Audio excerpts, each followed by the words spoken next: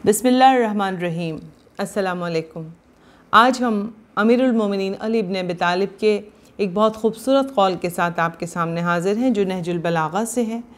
मौलाए कायनात अली अलैहिस्सलाम ने फ़रमाया कि औरतों की बेहतरीन खसलतें वो हैं, बहुत तवज्जो, औरतों की बेहतरीन खसलतें वो हैं जो मर्दों की बदतरीन सिफ़तें हैं। पहली गुरूर, दूसरा है बुज़दिली और तीसरी है कंजूसी। इसलिए कि औरत जब मगरूर होगी तो वो किसी को अपने नफ्स पर काबू पाने ना देगी। अगर वो कंजूस होगी तो वो अपने शौहर के माल की हिफाजत करेगी, और अगर वो बुज़दिल होगी तो वो हर उस चीज़ से डरेगी जो उसे पेश आएगी। ये मेरे मौला अली अलैहिस्सलाम ने फ़रमाया। अब इसको हम दोनों रुख इसके देखते हैं कि पहली सिफ़त जो औरत की उसके लिए अच्छी है वो है उसका गुरूर, उसका तकब्बुर, लेकिन ये सिफ़त मर्द के लिए अच्छी नहीं है। तो अब हम औरत के गुरूर और तकब्बुर की बात करते हैं कि आज जिस दौर में हम सफ़र कर रहे हैं, हम जिस माशरे में मूव कर रहे हैं, वहाँ पर ख़वातीन को जो है वो नामहरमों से भी बातचीत करनी पड़ती है। अच्छा, गुरूर और तकब्बुर का मतलब यहाँ हरगिज़ भी ये नहीं ख़वातीन लें कि जी मौला ने फ़रमाया है अगर कि औरत की बेहतरीन सिफ़त है गुरूर और तकब्बुर तो वो अपने घर में ही मगरूर हो जाएं, या वो अपने शौहर के ही साथ बहुत गुरूर से बात करने लगें, अपने रिश्तेदारों के साथ और सबके साथ वो बहुत मगरूर होकर बात करें। नहीं, मौला की एक एक लफ्ज़ में हिकमत का एक समंदर है। उसकी डेप्थ में जब तक आप नहीं जाएंगे उस कौल की कि मौला ने किस उसका बैकग्राउंड क्या है, किस वजह से कहा, तो जब तक हमें ये कौल अक़वाल जो हैं ये हमें समझ में नहीं आएंगे।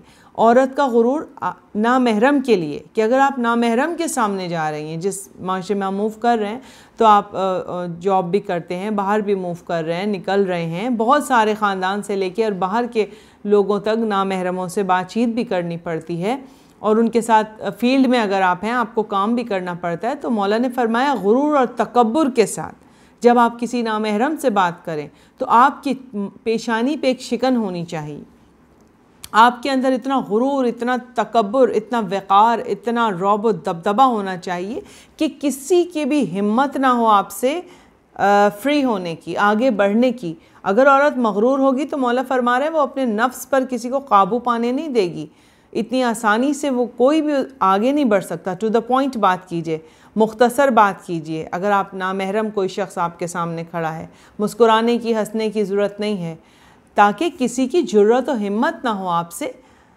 फ्री होने की, आपके करीब आने की, या आपके साथ किसी भी तरह के बारे में वो गलत सोच इख्तियार करे। तो औरत का गुरूर उसका हथियार है, मौला ने फरमाया।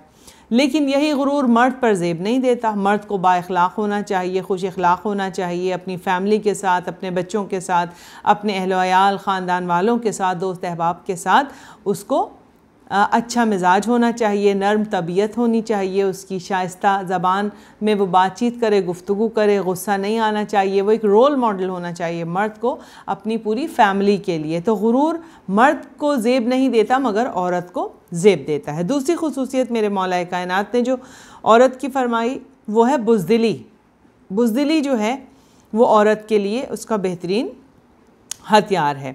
इसलिए कि अगर वो बुज़दिल होगी तो वो हर उस चीज़ की अगर वो बुज़दिल होगी तो वो हर उस चीज़ से डरेगी कि जो उसके सामने पेश आएगी। मतलब कि अगर वो बुज़दिल है तो वो कोई भी कदम बहुत तेज़ी से नहीं उठाएगी। ज़िंदगी में वो हर काम करने से पहले 10 मरतबा सोचेगी, हर फ़ैसला लेने से पहले वो मशवरा करेगी अपने शौहर से, अपने बड़ों से, अपने बच्चों से भी इंसान मशवरा करता है।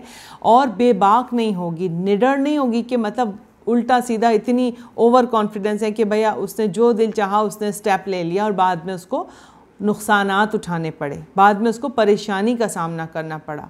तो हर चीज़ में फूंक फूंक के कदम रखेगी वो, और मशवरों के साथ वो बात करेगी। एक चीज़ को करने के लिए 100 दफ़ा सोचेगी, फिर कदम आगे बढ़ाएगी, चाहे ज़िंदगी में जो भी हालात उसके सामने आएँ। तो दूसरी हो गई लेकिन बुज़दिली मर्द का खासा नहीं है। मर्द दलेर अच्छा लगता है, शुजा अच्छा लगता है। मर्द को बहादुर होना चाहिए कि उसकी फैमिली, उसकी जो ख़वातीन हैं, उसके जो बच्चे हैं, उसको साए में बैठकर اتنا مضبوط قلعے کی طرح ہونا چاہیے کہ اس کے حصار میں مرد کے جب اس کی فیملی آ جائے تو وہ اپنے آپ کو محفوظ محسوس کرے. ایک ایسے کوہ بلند کی طرح کہ جو بھی حالات مرد کی زندگی میں آ رہے ہیں، پریشانیاں آ رہی ہیں، حادثات آ رہی ہیں، مشکلات آ رہی ہیں، وہ ایک پہاڑ کی طرح ڈٹ کر کھڑا رہے، چٹان کی طرح کھڑا رہے. تو مرد کو بہادر ہونا چاہیے، بزدل نہیں ہونا چاہیے. ایک گھنے درخت کی طرح اس کی چھاؤں میں بیٹھ کر اس کے فیملی کو ٹھنڈک محسوس ہو، ایک مضبوط حصار میں لگے کہ ہم آ گئے.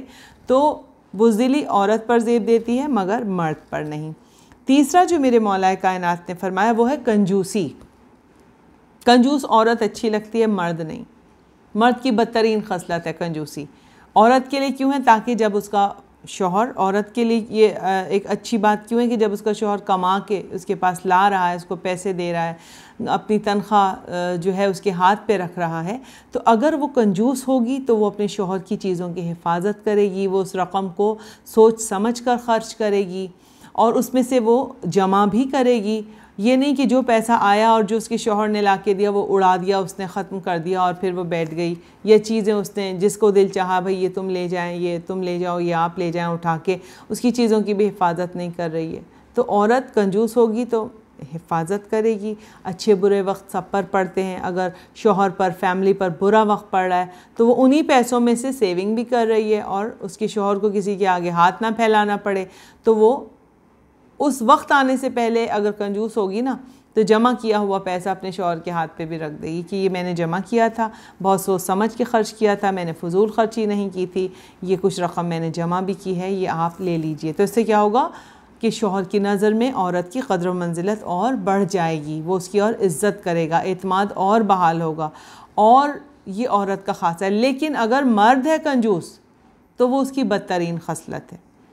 مرد کو سخی ہونا چاہیے، مرد کا ہاتھ دینے والا ہونا چاہیے، چاہے اپنے اہل و عیال کے لیے، چاہے اپنے غریب رشتہ داروں کو بھی اگر انسان کو دینا پڑ جائے، یا کوئی سائل آ رہا ہے مانگنے کے لیے، ہاتھ پھیلا رہا ہے، تو آپ کے دروازے سے وہ خالی ہاتھ نہ جائے.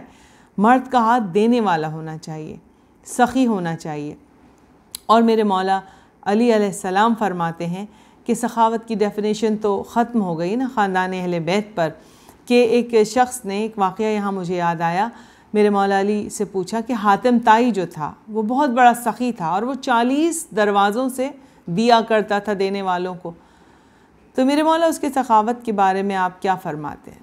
تو مولا کائنات مسکرائے اور فرمایا یہ بھی کوئی سخاوت ہے کہ انسان اپنی عزت نفس کو کچل کر، جب انسان کوئی غیرت مند انسان کسی کے آگے ہاتھ پھیلاتا ہے نا تو اس کو بہت تکلیف ہوتی ہے، وہ اپنی عزت نفس کو کچل دیتا ہے جب مجبوری میں کبھی کسی سے مانگنا پڑ جائے. تو میرے مولا کائنات نے فرمایا یہ بھی کوئی سخاوت ہے کہ انسان عزت نفس کو کچل کر 40 دروازوں پہ ہاتھ پھیلا کر مانگ رہا ہے اور ہر دروازے سے اسے دیا جا رہا ہے. انسان کی تو عزت نفس کا خون ہو رہا ہے نا، یہ کون سی سخاوت ہے؟ سخاوت مولا نے پھر دوسرا جملہ کیا فرمایا؟ ایک ہی دروازے سے اتنا کیوں نہ دے دیا جائے کہ اس کو کسی اور دروازے پر جانے کی ضرورت ہی نہ محسوس ہو. تو اہل بیت کا دروازہ وہ دروازہ ہے کہ ایک ہی دروازے سے اس قدر عطا کر دیا جاتا تھا کہ انسان کو کسی دوسرے دروازے پر جانے کی ضرورت ہی محسوس نہیں ہوتی تھی. جیسے کہ شاعر نے کہا نا کہ سخی وہی ہے جو سائل سے رد و قد نہ کرے سوال جو کوئی تو اس کو رد نہ کرے. یہ اعتراض تیرا کیسے مان لوں واعظ، علی نہیں رہتا اگر مدد نہ کرے. اور میرے بابا علامہ صاحب نے فرمایا کہ جو اہل بیت سے وابستہ ہو جائے، جو در پنج تن سے وابستہ ہو جائے، اسے در بھٹکنے کی کوئی ضرورت ہی نہیں ہوتی. جیسا کہ ان کا یہ شعر ہے کہ عرفان در بدر کا بھکاری وہ کیوں بنے، منسوب ہو گیا جو در پنج تن کے ساتھ. تو اس قول کے ساتھ میں آپ سے اجازت چاہوں گی. پھر اس قول کو میں دہرا رہی ہوں. میرے مولا علی علیہ السلام نے فرمایا کہ عورتوں کی بہترین خصلتیں وہ ہیں کہ جو مردوں کی بدترین صفتیں ہیں، غرور، بزدلی اور کنجوسی.